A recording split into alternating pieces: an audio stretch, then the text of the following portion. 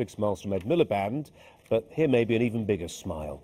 Let's have a look at it. Nigel Farage. The smile belongs to Nigel Farage, the leader of the UK Independence Party in Westminster. Tell us why you're smiling, Nigel Farage. Oh, it's been a good night for UKIP. Right across England and in some pockets in Wales, we've seen our vote share rise by 6% from this time last year, and that is very significant. We're not winning seats in big numbers, but we're coming second now in a vast number of places. If we keep this momentum going, then in a year or two, we'll be a serious player in local politics. We know, don't we, and your critics will always point this out. They'll point, for instance, I think, what was that European election back in the late 80s, where the Greens did incredibly well, that these local elections, or European elections, whatever it is, but not the general election, are a perfect opportunity for those with grievances to air their protest vote, and you've just got quite a lot of them. Well, look, we know that in European elections, with UKIP, it's not been a one-off. In 2004, we came third across the UK. In 2009, we came second across the UK.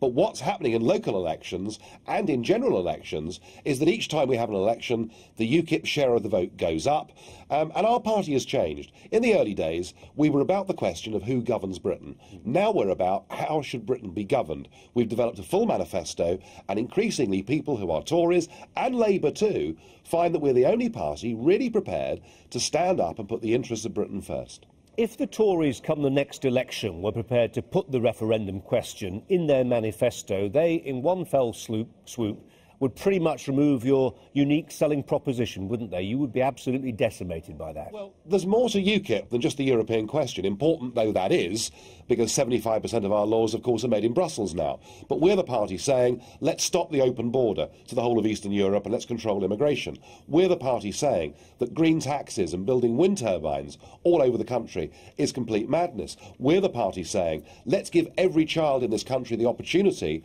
to go to a selective secondary school. So, you know, it's a lot more than Europe. This is about the way we want to be governed, and this is about a rejection of a political class, Labour, Conservative and Lib Dem, who look the same, sound the same, and frankly, there isn't much difference between them. You weren't competing in every ward by your own admission. Do you, as a party, have the wherewithal, the infrastructure to take on the big boys? Well, look, we're fighting double the number of seats this year that we fought last year. We're growing.